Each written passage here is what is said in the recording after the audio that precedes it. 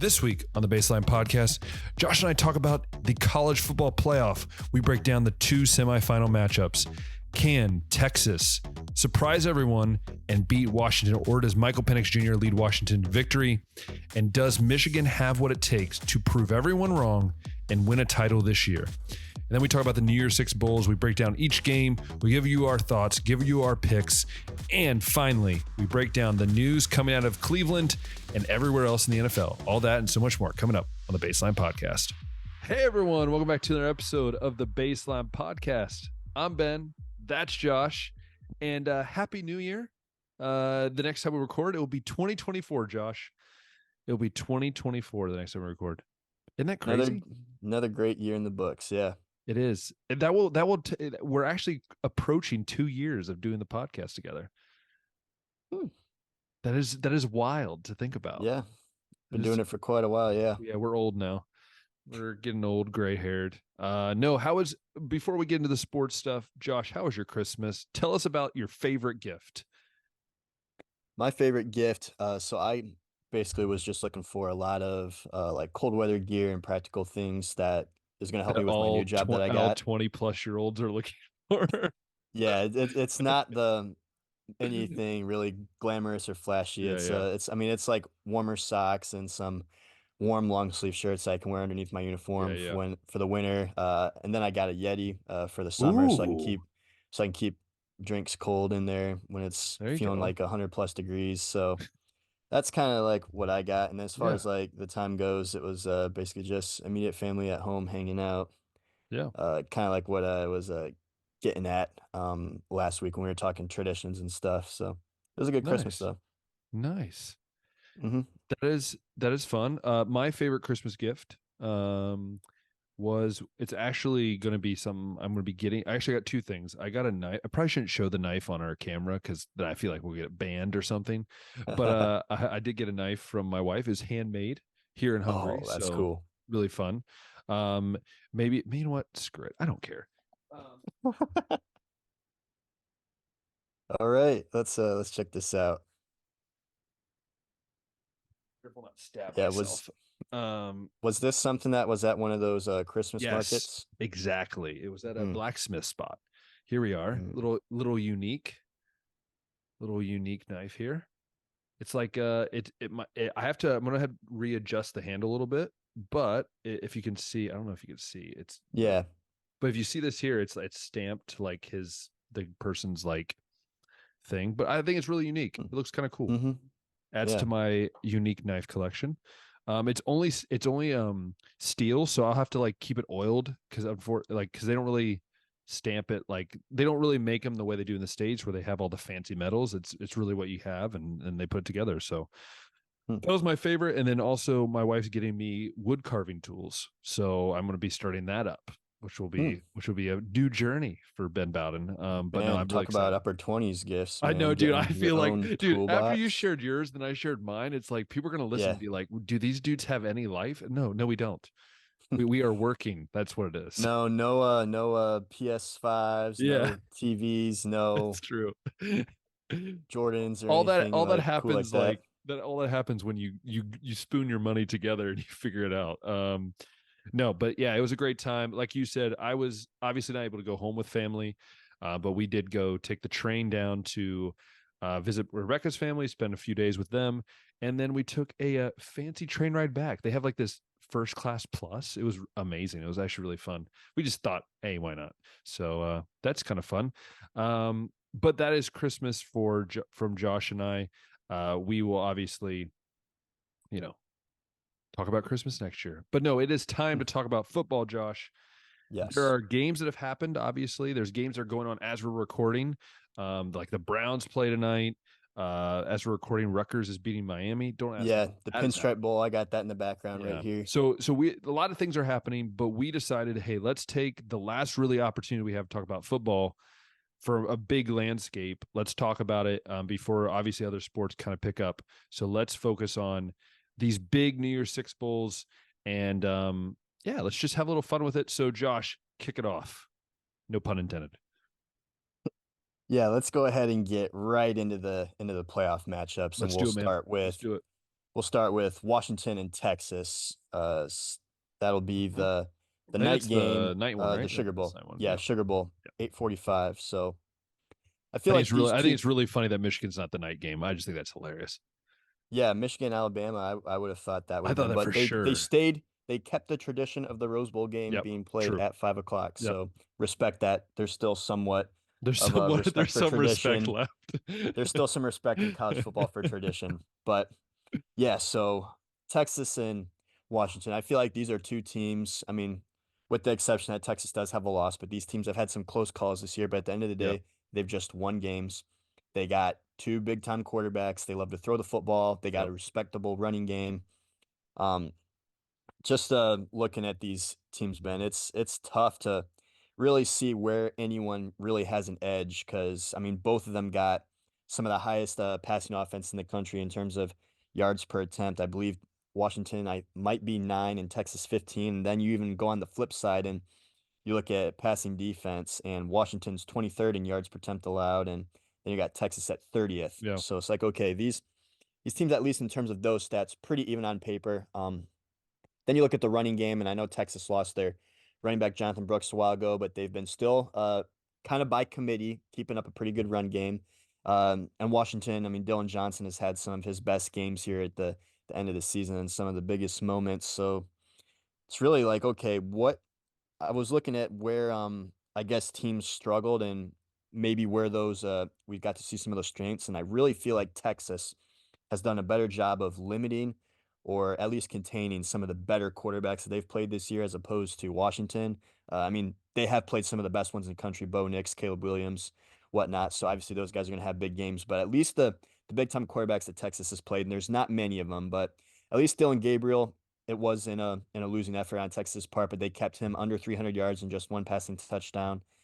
With Kansas, with Jason Bean, they kept him, I think, 9 of 21 in that game. And then just recently in these last couple of games, they've just been heating up. And I feel like maybe Texas, although Washington has been more tested, Texas is bringing a little bit more momentum in here, fresh off Quinn Ewers coming back. And like I said, the run game still finding success even without Jonathan Brooks. But that's kind of my thoughts going into this game. I think I lean a little bit Texas's way. What are you thinking, Ben? You know, it's very interesting. If you would have told me back in August when we started talking about college football, or even like when we were sitting in my parents' kitchen and we were talking about college football, I think it would have been crazy for me to think Texas would be here. It's still weird for me. Like Washington can see it, Michigan can see it, Alabama can see it. It's just weird to say Texas is in the top 4. Like it's just, to me, my mind just doesn't register it. But again, hats off to Texas. Like again, that's nothing against Texas. It's just the fact that they haven't proven anything over the last 12 years, 13 years. So for me, it's very interesting. Obviously, I mean, we are a play away from having Arch Manning in a semifinal. Like we are literally a play away from something happening to Quinn Ewers and Arch Manning. Wouldn't that be a story? Arch Manning leads Texas to a national title. It would just break all headlines. Do I think it will happen? No.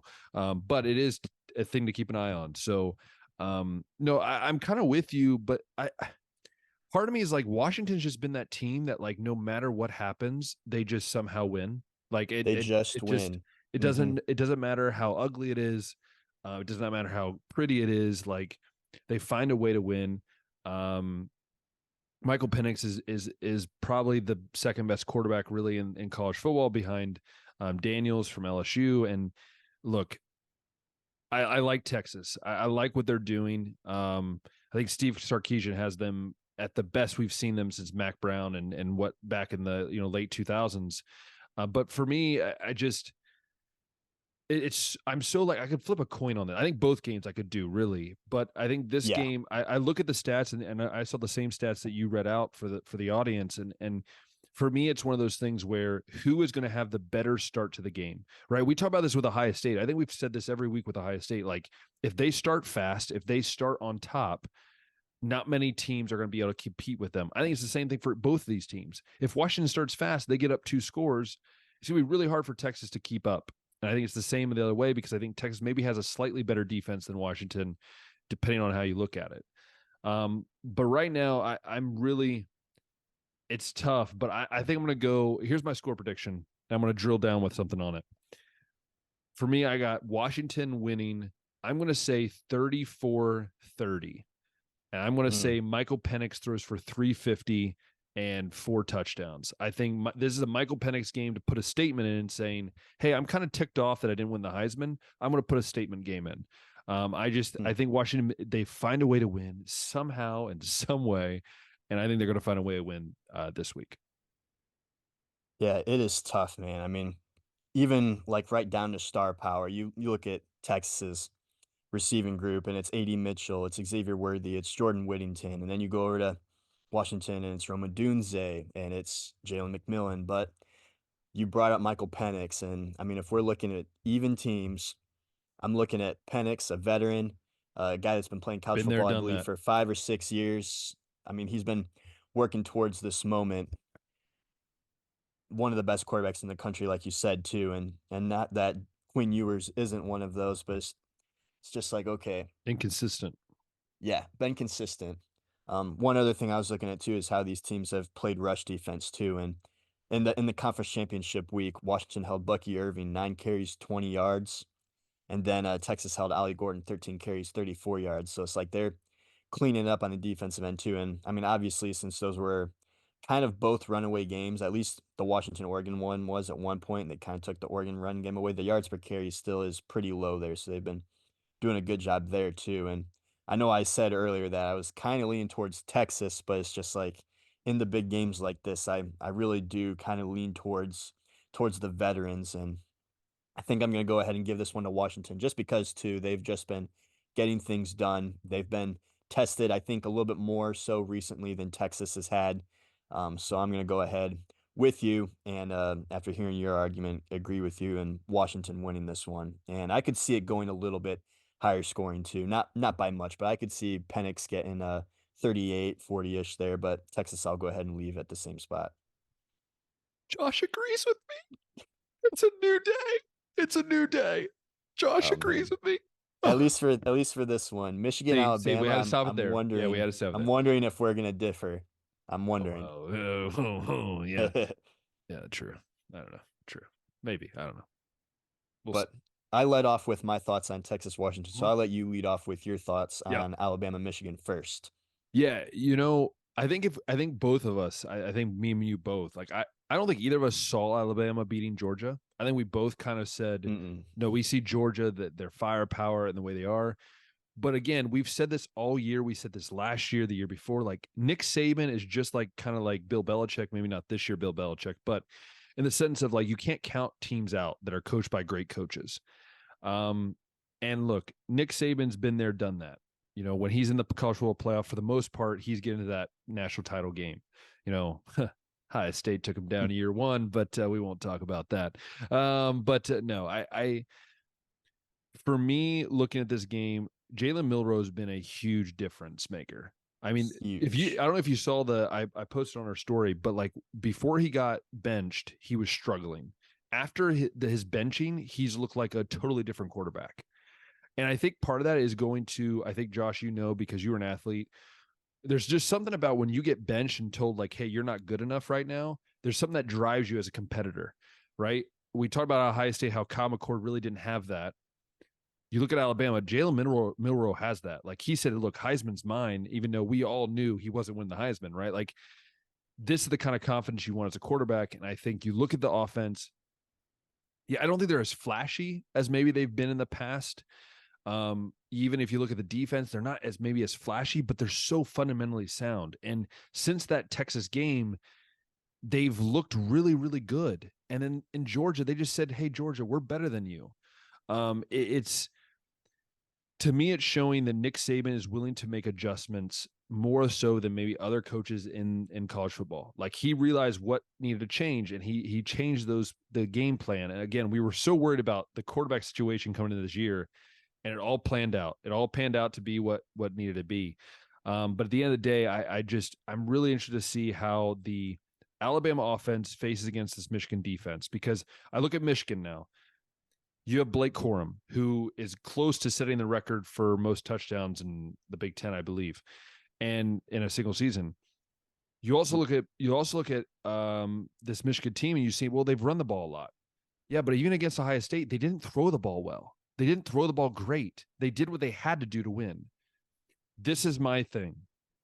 Can Michigan throw the ball? Do they trust their quarterback? Josh, we've said it for weeks now. Do they trust their quarterback? JJ McCarthy has been so inconsistent the last 5 weeks of throwing the ball. And that's what worries me because look, this is the one thing Alabama does well is they play SEC football. If Alabama gets ahead, Josh, the question is, does Harbaugh believe enough in JJ McCarthy to say we're going to try to win this game throwing the ball because they cannot run the ball 4 quarters being down. They can't. They have to throw the ball. So again, I think the biggest keys are the Alabama offensive line running game versus this Michigan defensive line, the Michigan defensive backfield. Like what is going to happen in that outing, that matchup? And then finally, is JJ McCarthy going to be allowed to throw the ball? And I think that's a big if. Again, Michigan, for some reason, has picked up more haters. I mean, we know why this year.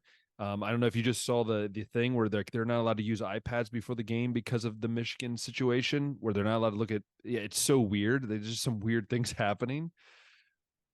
And I'm going to say this. I'm saying this is just someone look at this game. I'm not counting out Nick Saban again because I've counted him out all year and it's really biting me in the butt. So I'm going to say Alabama wins this game. I'm going to say 28-17 Alabama.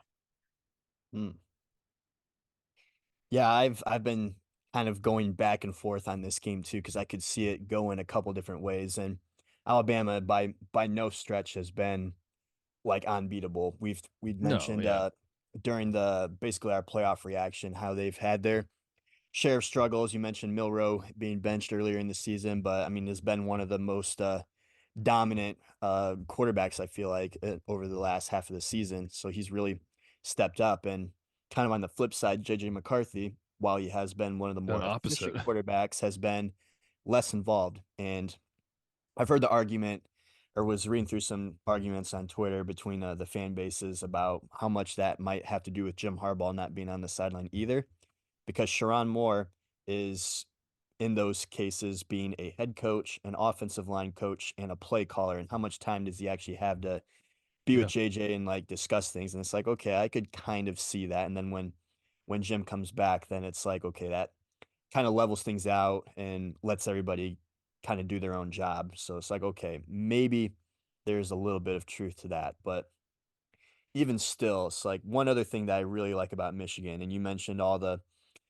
hate and the allegations and everything that they've been dealing with. And this team's culture is just it appears to me to be like super strong. Just not that they've blocked out all the noise because they've had their own reactions to Jim Harbaugh's suspensions and stuff, but they've just kept their cool, they've kept their heads down, they've been playing together, and they're just going out there and winning.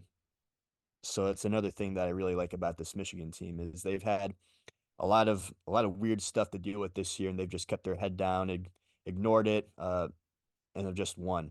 Beating Mm-hmm. Penn State, beating Ohio State. They got some good wins on their resume. One other thing too, they really have. I mean, we know that they like to run the football, but they haven't been as efficient at running They the haven't. football as in the No. past. They're 60th in the country in yards per rush attempt, like just over The 4 yards the per way carry. Michigan talks about it, you would think they're number 2.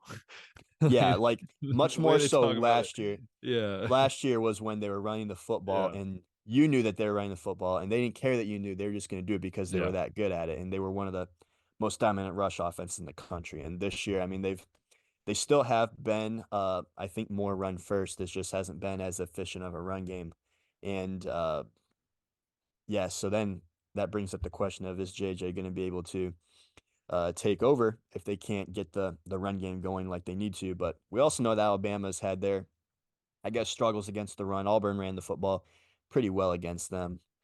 I feel like, and then you look at secondaries, and it's Michigan with Will Johnson, Mike Sanders still, and Rod Moore in the backfield, and then on the Bama side, you got guys like Kool-Aid McKinstry and Caleb Downs, talented young freshman over there, and neither team really has many dominant receivers, so I don't know how much that's going to, I guess, be It's an gonna be impact it's in gonna this be an game. old classic game. That's what it's gonna It be. is. That's kind of what I'm getting at is as good as Jalen Milroe is, I feel like that's going to be the best quarterback that Michigan has faced this year. But as far as like the passing games go, I really feel like both that's kind of like a a strength for both teams with the secondary there. So who's going to be able to run the football, Ben? I think that's what it's going to come down to is getting those starts, like you said. Michigan's going to have to start fast. I don't know if they're built to play from behind. At least we haven't really seen them have to play from And behind this that's what year. we were mad. That's what we both said Ohio State struggled with, because we both said that if Ohio State gets on top, it changes the game. It changes how the game's played. Changes everything that Michigan's trying to do. It changes everything. And they didn't do that. And I think that's what that's probably what Nick Saban's preaching right now. He's probably like, guys, we got to get out in front. We have to get out in front.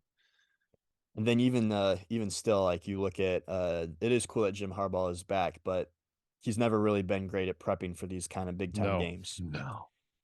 And on the flip side, Nick Saban and Alabama, pro. even on the years that, and this is another year that we really don't think that they should be there, they always seem to rise to the occasion in these big games.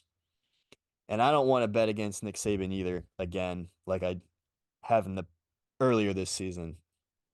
So as much as I want to say Michigan, #1, great culture, ignoring the haters, finally going to get over that hump. And as much as I want to be like, I don't think Alabama deserved to be in the playoffs based on their resume, they should get spanked in the first round, I can't do it. And I am also going the more low scoring route in this one. I think you said 28-17. Yep. I'm going 24-14.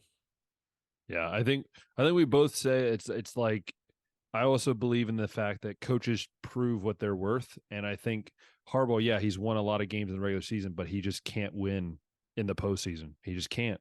Yeah. And I think that changes. I've been doing everything I can to make myself convinced that Michigan can win this game, and I just can't don't do think it. they can. I can't do it. I want them to, and I know I want them to, and I can't make myself. And I know the comments are going to be blowing up, being like, Ben just hates them because he's a Ohio State fan. No, I'm just I'm looking at the facts, and that's what I'm looking at. And if Ohio State was in there, can't win big games either. That's what, again, I've always said that the difference between Urban Meyer and Ryan Day is Urban Meyer won the big games when needed, right? Outside that one Clemson loss, he'd won the big games, truly. Yeah, it sucks for Michigan too, because this is a veteran group that's been together for a while. We don't like 44 seniors or something like that. Yeah, the offensive line's been together for a while. We got a lot of leaders on that defense, the offense as well. It's not going to look like a very deep team next year. Yeah, and it's up for discussion whether or not Jim Harbaugh is going to go to the NFL. He got offered a new 10-year deal. Yeah, that's an interesting deal that Michigan gave him, but he can't entertain any NFL offers that first year. Which we both know he wants to. Yeah, but it's also funny that it's only that first year and not never. Yeah, it's basically like, hey, just can you get us through next year so we can get a replacement? Is pretty much what it is. Maybe, yeah. But all right, I guess we agree on both matchups. We think we're going to see an Alabama-Washington National Championship then. That is true. I'm not going to comment on that matchup until it actually happens. Yes, that's true. Same. It sounds fun either way. Yeah. Man. All right, so that's playoffs. Other New Year's Six games. So we can go ahead and discuss Ohio State, Missouri. And when we had initially talked about this game, we knew that Kyle McCord wasn't going to be playing, and now we know that it's going to be Devin Brown. But I think to our surprise, we're going to also be seeing guys like Emeka Egbuka, Trey Henderson, and it sounds like JTT, Sawyer. Jack Sawyer. We're still waiting to hear from Marv, but basically no starter has said, yeah, I'm sitting out. No. It is fascinating. I mean, the only things we heard is obviously Chip Trainum is transferred out. He's going to Kentucky. They're down to 2 scholarship running backs with Travion Henderson and with what's the other one? Is it Dallin Hayden? Yeah, Dallin Hayden. And TC Caffey as a walk-on. So those are your 3 running backs. I guess Stover has said that he has a bad knee injury, but he's going to play it because he wants to play with his brothers. And I'm telling you, if people can stop talking crap about him, like I hear so much like, oh, I'm like, dude, this dude and Eichenberg have pushed themselves through so much for this team. When it's looked bad, they've pushed themselves through. So Eichenberg is still up in the air. So the only ones that are up in the air is obviously Harrison. He hasn't officially announced, but I mean, the guy hasn't practiced all week. It's not looking like he's going to play. Even though if you look at the pictures, Josh, it's really funny. He looks so demoralized that he can't be out there with his brothers. You know it as well as I do. He's like the biggest team player. And I think hurts him knowing that he has to take this opportunity to make a lot of money or risk injuring himself, right? Mm-hmm. Eichenberg's up in the air. It's based on his elbow, if it feels good or not for Friday. So that's interesting, but it's crazy to think about. Denzel Burke says he's made a decision, but he won't announce it until after the game. JTT is at least the only one that. So I'll clarify. The only one's truly announced that they're coming back for the 2024 season is Cody Simon. All the other ones that have a decision to make, they have not announced anything yet. So insiders say that there means there's more people leaning. I don't know. But what this does tell me, Josh, is that people that have been bashing the culture of Ohio State have been proven wrong.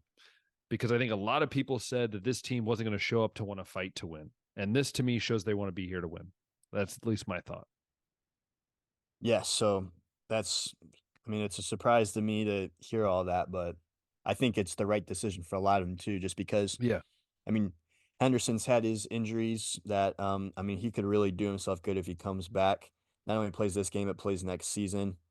Could prove himself Denzel to be a Burke maybe coming back and first maybe round proving talent. Burke, himself. kind of the same thing. JTT, I'd like to see him be a little bit more dominant Yeah. on the pass rush. Same with Sawyer. So I think all those, and Igbuka too. I don't think Igbuka's a first round talent yet, but could definitely develop into one. And it would be And huge for Devin Brown. If Devin Brown's the starter next year, to have a guy that he can yeah, trust, that'd be huge. And so the thing is, without Julian Fleming obviously transferred out, the starting receivers you're going to see tomorrow is you're going to see Carnell Tate, Xavier Johnson, and Emeka Buka. Who would have thought that?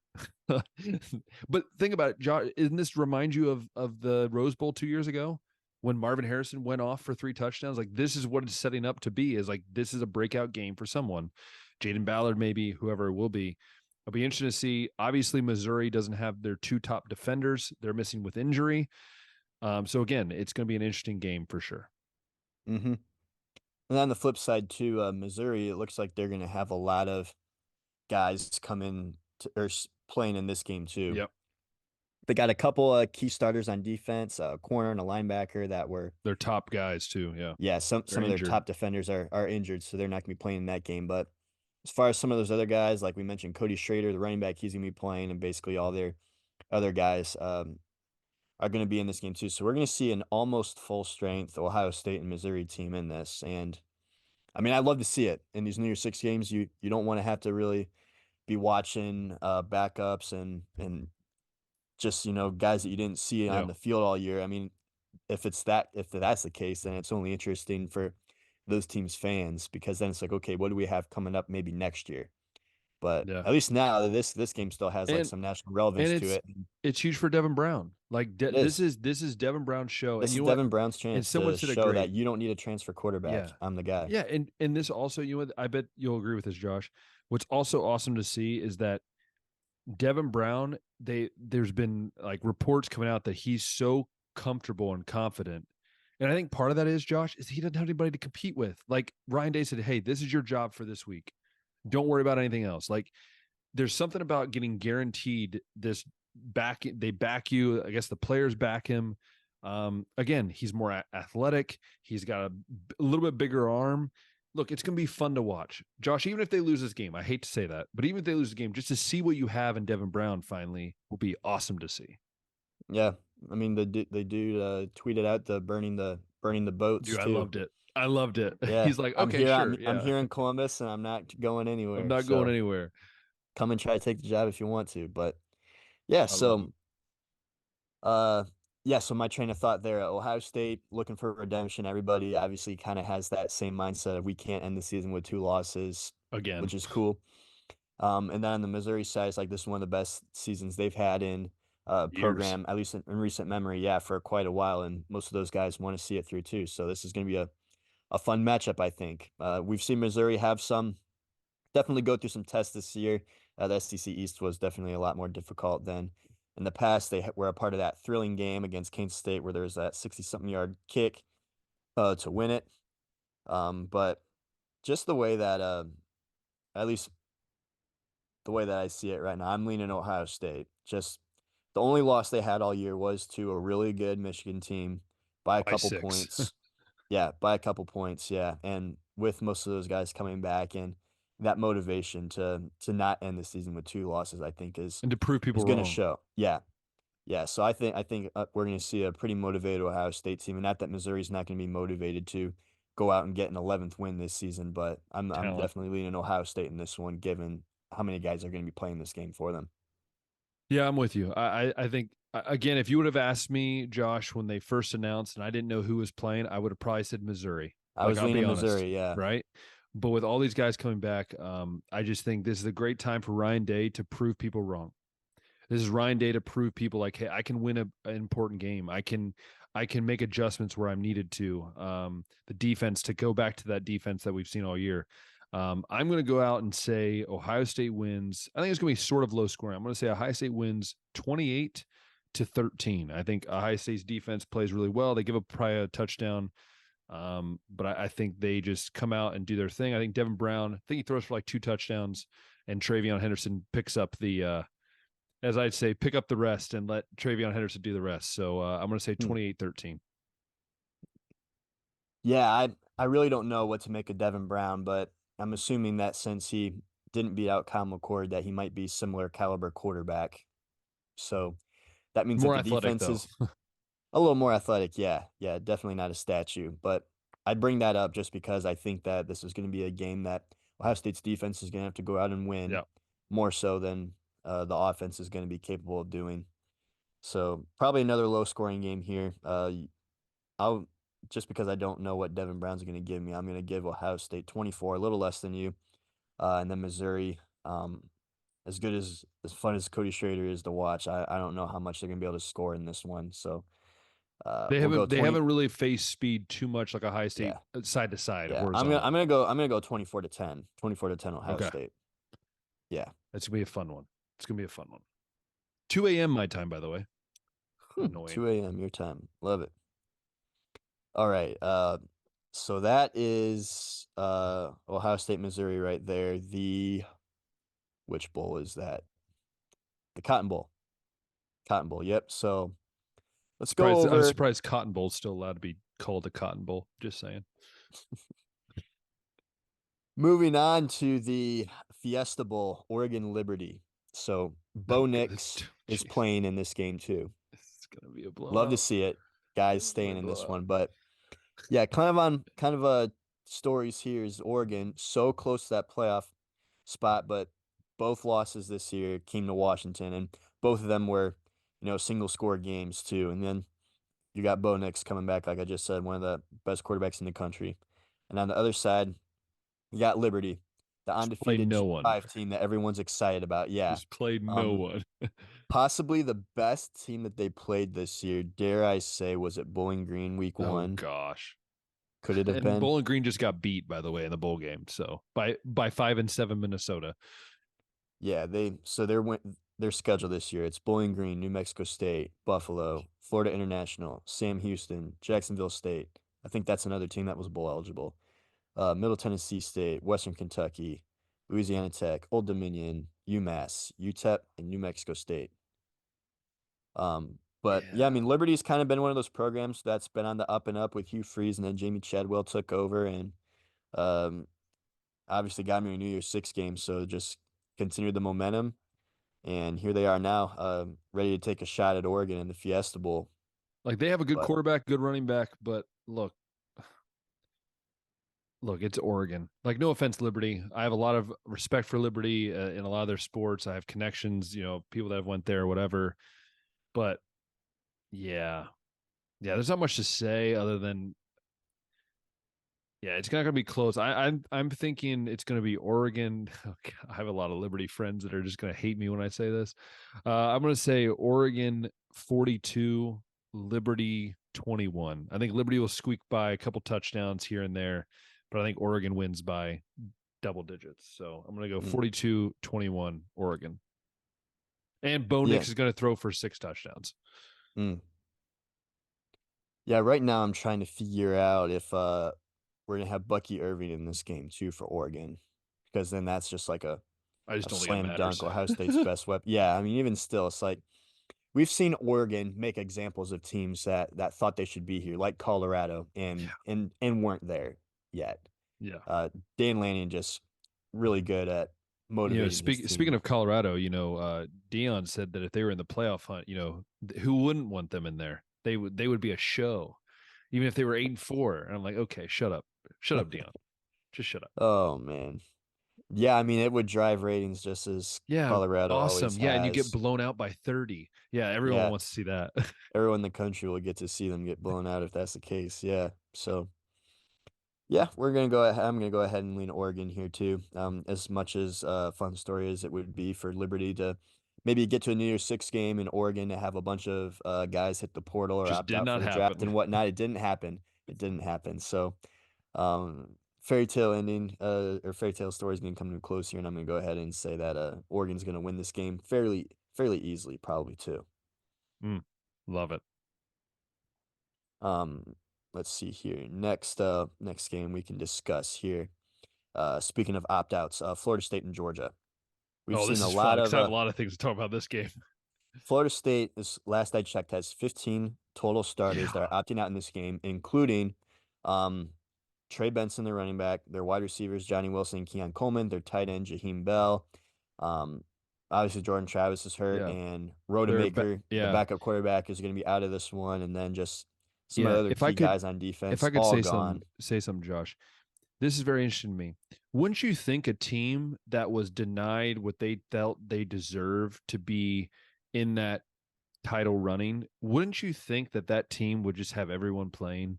Wouldn't you think a team that was so close to being there and feel disrespected and then yet half their guys decide not to play? I don't know. I That's just really, that's I just my really feeling. thought that that was going to be the case, and that we were going to see two I teams just that felt gypped of a playoff spot have most of their guys play in this one it just and try to make a statement. Man, I'm like whatever. it sucks that this is the game that we're going to get. We're not going to get to see that, It, and but now it this game shouldn't. But isn't it as shouldn't be exciting to that me. way. Like if they talked so much crap after the game, the freaking schools suing the ACC, the government of Florida is like suing people, and yet your own players have said, "Yeah, we don't care anymore." Like I hate we're in this part of college football, Josh. I hate it so much because Hmm. 20 years ago, these guys would be suiting up no matter how much money was at stake. And again, that's what bothers me about this is that there's no more loyalty in college football. It's oh well, money's there. Okay, I get if you're a number 1 or 2 pick, but some of these dudes won't be like a second or third round pick. To me, it's bonkers and it's so disrespectful to Georgia. It's like saying, "Here, Georgia, we're going to fold over." And at the same time, when all this is happening, Josh, and the other crazy part is that Florida State says, "Hey, if we win this game and all the other undefeated teams lose, then we should be declared the national champion." Hmm. Stop it. Stop it. Yeah, By the way, you're not going to win. I hinted at my pick, but you're not. yeah. On the flip side, I think Georgia, Like 4 guys, I think 5, maybe something like that. I don't yeah, know. some of the bigger guys. I mean, Brock Bowers did make the trip down as well as Mims, one of their tackles. They came late though. They haven't been down for most of the week for practice and prep and stuff like that. So You're could be a guessing, yeah. sign that it could be a sign that Kind of they're like just Harrison. gonna go and support the team and watch, or it could be that they don't really They don't need really to care. practice all that much. But I know Bowers was a little banged up and could have just been not or coming down late just because of health reasons, but not a confirmed opt out for either one yet, at least. But we do know Carson Beck is back and he's gonna be playing in this one.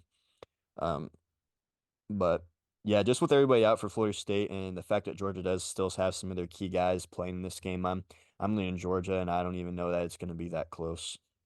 No, I'm going to go Georgia. I'm going to think Georgia's going to drop 38, and I'm going to say Florida State scores 14. That's generous. No, it's generous, but I think maybe Florida State gets like a couple like a late score, maybe. So maybe it's like 38-7 in the fourth quarter, and they get like a gimme touchdown at the end, kind of like how we see a Garbage lot of time times. TD. Yeah, Yeah, maybe.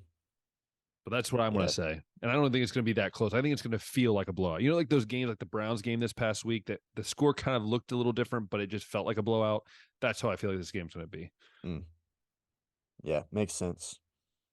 So that leaves us with What's your just score prediction then? Do you think that's generous?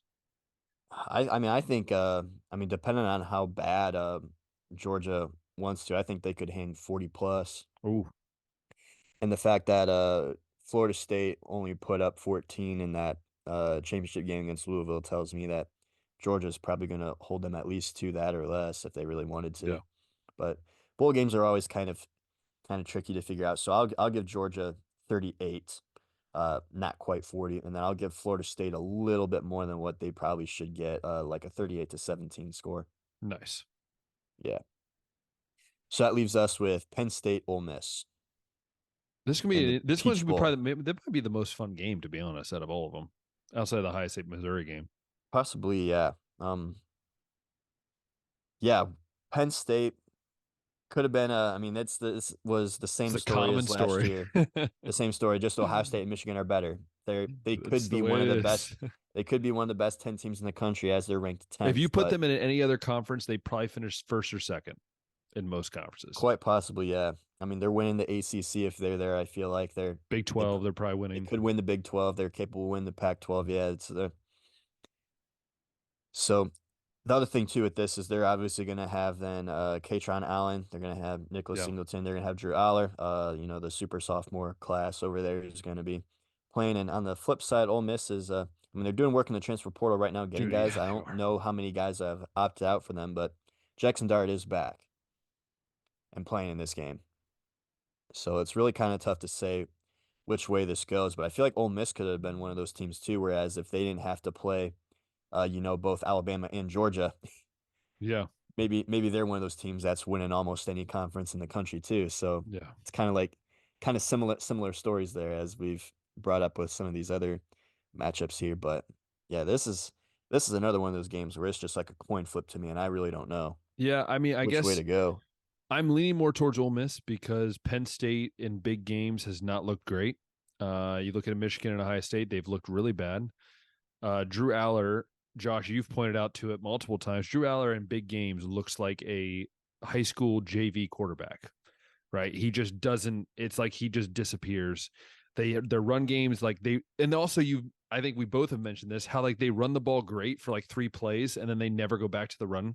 Like against Ohio State, Yeah, they ran like 2 or 3 great plays and then never went back to the run game, right? Like the play calling doesn't make sense, and I'm just worried that the Penn State defense is really good, but whenever they've had to face a good offense, they've gotten shredded. Whenever they've had to face a good defense, they've gotten stopped. So that's what makes it really tough for me. Ole Miss is just they've got so many weapons. Their defense is pretty solid. It's a tough game to figure out, but I think I'm going to go Penn State 34. No, sorry, Penn State. Let's go Penn State 28.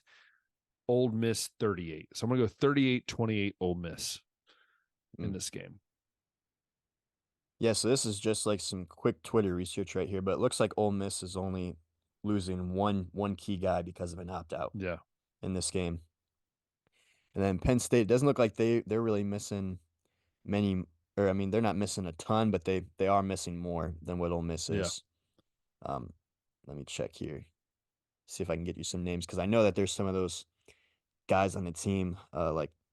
Okay, yeah, Chop Robinson is one of those guys that Penn State's not going to have in this game, unfortunately, and I guess that's to be expected, being a possible first round pick right there, and looks like Abdul Carter's another one they're going to be missing.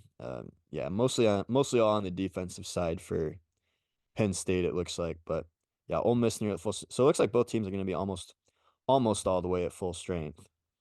Uh, and yeah, it's tough. It's like Penn State, how good are they? They've lost to the best two teams they've played in. Ole Yeah. Miss, kind of the same thing, and both two teams happen to be one of the best in the country. But yeah, with Drew Aller not being a big performer in some of these big time games, and I've seen Jackson Dart sling it, under the spotlight. Um, I'm gonna go ahead and lean Ole Miss in this one. Score prediction.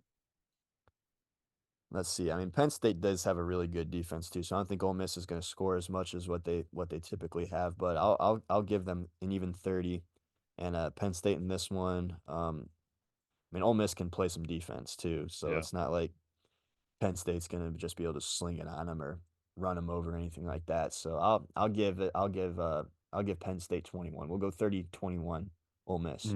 Love it. Love it. Yeah, there's our New Year's Six games.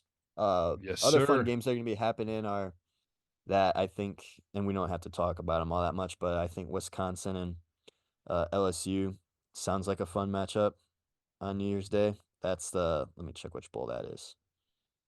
The Relia Quest Bowl.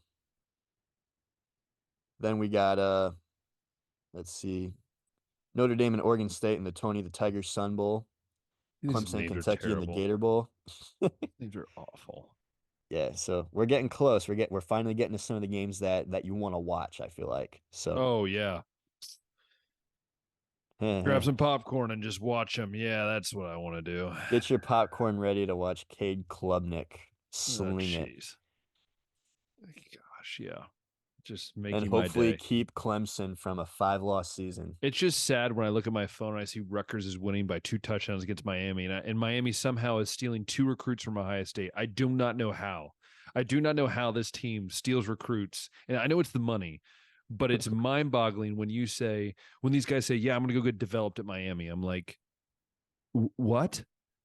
Excuse Well, me?" developed as in, I mean, they still do put out a good amount of They first round do, picks. but it's the idea of like, Not that it's as many or more than Ohio no. State, but It's you like can, the Scott guy that they signed. They flipped from Ohio State. To me, was mind-boggling.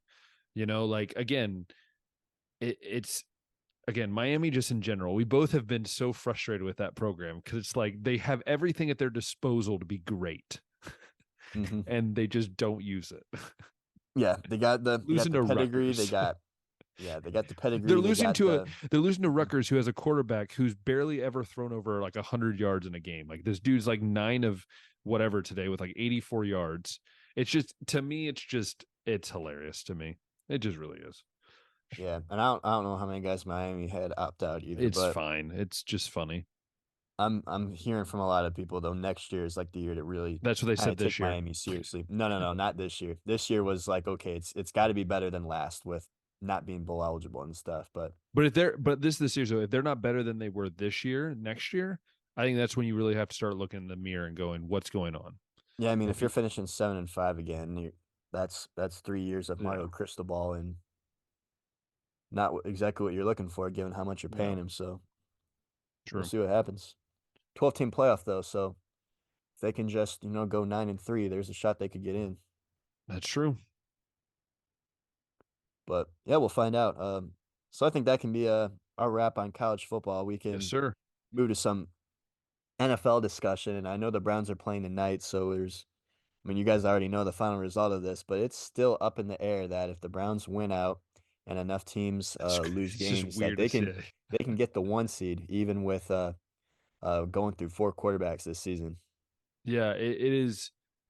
I'll be honest, Josh, watching this team, man, it's this like last week was just awesome to watch. Like, yeah, he threw 2 picks, Flacco. Joe Flacco has been, I never thought I would say this as a Browns fan, but I love Joe Flacco. And the fact that this guy came off the couch and Amari Cooper is like, also, Amari Cooper awakened from some dream. He's now the guy that everyone wanted him to be. And also, Josh, wasn't that a steal of a trade? A 5th round pick for For a Amari fifth Cooper? rounder. Yep. And Hmm. now they do need to resign him. Please resign him, Browns. If you're listening, please resign him. Do not let him walk. We do not want to be the Chiefs who have no receivers. Like we don't want to be that. We don't want to have a crybaby over quarterback, but that's besides the point. Yeah. No, but if we look at this Browns team, man, I'm so like proud to be a Browns fan. Like Josh, we've been through so much crap over the last 20 years. And to be able to finally watch a team that's like even more than the 2020 team that's like competent on defense, like really good on defense, and now is starting to figure out offensively. Njoku's looking like a really smart extension signing, really smart draft pick. The run game scares the daylights out of me because they can't run the ball. So it's going to be interesting to see what happens. Again, as you're watching this, you probably know what happened with the Browns. If they won, awesome. If they lost the Jets, that's all I want to say. The Jets somehow always have their number. But yeah, the Browns are phenomenal. Josh, give me your thoughts. Yeah. With no CJ Stroud, we had a feeling that Cleveland was going to win this game and And the possibly fairly dominate defense easy. dominated. Yeah. Pulled the starters a little early. They had to throw them back in Stupid, just dumb. because. Just don't. Just Yeah. finish the game, man. Yeah. Finished it strong, but given everything that they've had to deal with, all the injuries on the offensive line, all the injuries at the running backs, going through 4 quarterbacks, and the injuries that we've had on defense, even, I don't care how easy the second half of our schedule's been in the NFL. If you're making the playoffs, you're one of the best teams in the league, obviously, and it's something that they can really build on next year and make next season like that season that this better freaking be the Super Bowl season, if Yeah. you will. So, yeah, that means you got to do things like keep Amari Cooper around, hopefully a fully healthy and ready Deshaun Watson and Nick Chubb back, as well as everybody back on that offensive line. But at least right now, yeah, I mean, it's they got 10 wins right now, and they haven't officially clinched.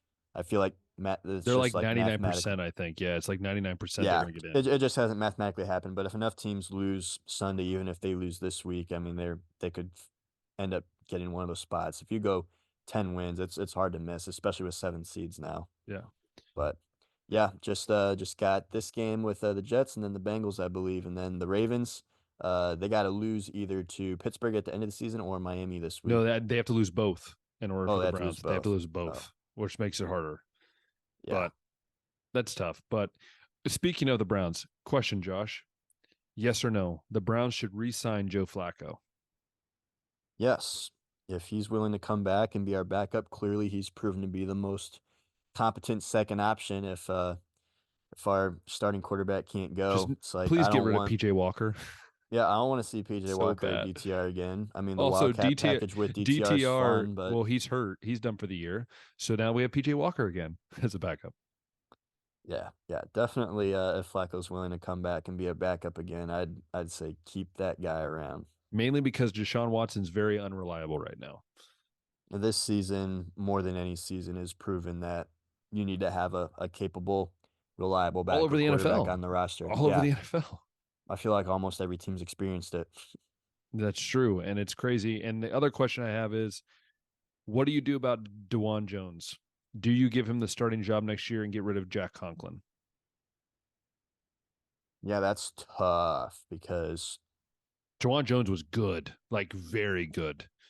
yeah, and Conklin's. I mean, He's this been isn't the injured first time so he's been much, man. hurt. Yeah, this ain't the first time he's been hurt. So I don't know if there's something there where they can cut him and save some money, or if they want to give him one more shot and just keep Dewan for and Conklin for depth, or maybe make Dewan the starter and Conklin like come in as like a second option. I don't know if that's something that could be worked out, but if I had to pick one right now, just based on, I mean, not that Dewan's been the most healthy guy either, but just for future purposes, I mean, I don't know how much longer Conklin's going to be in the league.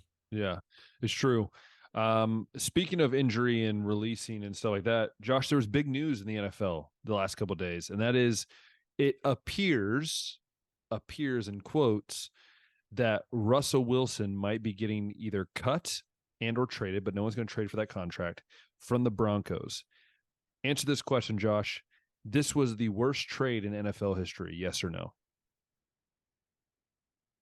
As of right now, I mean, there's a very good chance it could be. I'm trying to think of some other trades. We know about the Saints trading all their draft Deshaun picks to get Watson's Ricky looking like a bad one. Williams. Deshaun Watson, I mean, that one still has to play out, I feel Has to like, be up before we there. can know. But I Yeah. think we know enough about the Russell Wilson trade. The thing is, his numbers this year are not that bad. They're better than Patrick Mahomes. They're the same as Baker Mayfield. It's just the fact that he's had some tiffs with, I think, Sean Payton, and that hasn't helped. Yeah, and then like just some bad moments. But yeah, the whole cutting thing, I think the timing of it's gonna play a factor too, just because they can save a little bit of money if they wait, but they're waiting to kind of cut him possibly. Yeah. Um, definitely up there as one of the worst trades. I'm sure that there's a nice list of trades that we can go through and be like, oh yeah, I forgot about that one. That Yeah. was terrible. But Where this one, yeah, this definitely didn't work out. where do you think is the most logical place for him to go? Like where do you think when he would go to another team, where do you think that kind of fits? You know, obviously we haven't done our mock drafts or anything, but where do you think would fit for him as a location? Dare I say New England or Atlanta? That's what I was thinking. I thought Pittsburgh maybe as well. Like I think Pittsburgh kind of fits that. They need a guy that's a veteran presence maybe too. Yeah, I don't. It depends on if Pittsburgh's ready to move on from Pickett. I'm not convinced they are, but Atlanta, I mean, they're flipping between Heineke and Ritter over there, or and or Commanders. That's another place too. yeah, I don't know. I mean, Sam Howell's getting benched for Jacoby Brissett, so I thought that he might have found a spot, or that they might have found a guy that they can give a shot. But yeah, it's there. I mean, there's also the shot that Russell Wilson could end up like Cam Newton and just nobody wanting to deal with that, even with the Yeah. being a more talented quarterback than some of the other He guys in the he league. is It's he is like a that's pain sometimes to deal yeah, with. yeah. Nobody wants to deal with that. So it's like nobody wants a popular backup quarterback, and nobody wants to deal with a guy that they kind of already know what he is. Yeah, it's So true. yeah, it's tough to Yeah. say, but maybe Atlanta, maybe New England, maybe Pittsburgh, Any maybe Washington. any other news you want to talk about in the NFL or anything really, or shall we call it the old episode? I'm just gonna throw out that I really loved watching Oakland complete their last pass in the first quarter and still Oh, somehow, dude, with two I, defensive touchdowns, beat the Kansas City Chiefs. do you hate how much that the Chiefs are whining like babies? I hate it so much. It Yeah, annoys this me. this was the season where it was like, I mean, I've never really been a Chiefs hater. I think watching Patrick I've Mahomes always is a loved it. blast. Yeah, but it's this I year's just think, annoying. yeah, this year they've They're made bad for themselves once. hate. They've Like made they're not that themselves good. hateable. Yeah, and they can't handle it, and they've made themselves hateable. The whole Travis Kelce sideshow with Taylor Swift and being on every single commercial Which annoys now, the crap out of me, man. and Patrick Mahomes being on so many commercials, and then them complaining about calls, and then Which, by the way, the offsides call, hey, Patrick, it's offsides. Like, I don't understand why we're arguing about it. Like, to me, it's just wonkers.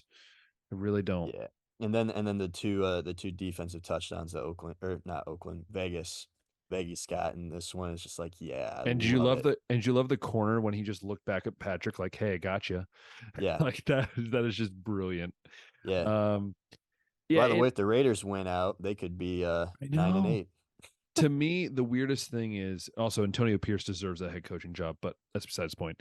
Um, yeah, the Chiefs are one of those teams where this is the first time they've really sensed not being the greatest team. And I think this is a testament of the fact that they were not willing to pay their top players, Tyreek Hill, um, and going out and getting guys. Like they thought, oh, we have Travis Kelce. Like, yeah, he's good, but he's 34. Like he's not the same young buck. They don't have any recept weapons outside. Their running back, they don't have a stud running back. Their defense isn't that good. Yeah, to be honest, I love the Browns to see them play them. Oh, I would love it. I would absolutely love it. That defense to go against Patrick Mahomes would be phenomenal. It could be fun, yeah. And this was, I mean, Kansas City has been one of those teams after we saw them win a Super Bowl last year after Tyreek Hill left, and basically just having Marquez Valdez-Scantling and Juju Smith-Schuster to go with Kelsey. It's like Patrick Mahomes is really one of those few quarterbacks that can win with whatever you put around him.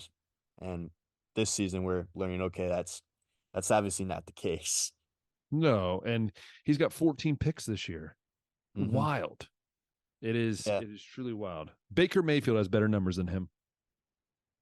crazy. Crazy. That is crazy. But Josh, to finish the show, I have one question for you. Do you Okay. have any New Year's resolutions this year or New Year's goals? Well, I haven't thought about it yet. Usually I do like to try to pick somewhat of a goal, and it's Then never, we should have a challenge going into next week's show. We should pick our goals and then share yeah, with them on it's air. one or two, maybe. Yeah, I like to pick something more specific because then it seems a lot more attainable and you can see that instead of just saying like, well, I want to exercise more. It's like, okay, that's pretty broad and pretty bland, I feel like. But if you can be like, I want to read like 10 books this year, or I'm gonna go and visit 5 states this year or something like that. It's like, okay, that's like a goal that you can see, and that if you achieve it, you'll know it, kind I of saw thing. So, I saw someone said I had a resolution in 2019 to read a Bible in the year. Hey, I finally completed it. It Bible's tough to get through, but I mean, it's possible in a year. People do is. it. It is true. Well, we hope you all love this week's episode. Now, I know I have people that have reached out to me and said, "Hey, we haven't talked soccer or baseball." Like, look, we'll get there. But football season is right now. It's the prime time for football, so we are focusing on that. We will talk about basketball coming up. We will talk about baseball and the offseason moves, and spring training is right around the corner. So we'll talk about those things. Don't worry. Those things will be happening. But if you've enjoyed this episode of the podcast, go ahead and click that thumbs up button, hit the subscribe button, hit that notification bell on YouTube. Let us know that you love the episode. Let us know what we should be doing next by commenting your favorite Travis Kelce moment on a commercial and or Taylor Swift moment on any Chiefs game that takes away from most time watching football. Please let us know. We'd love to hear your thoughts.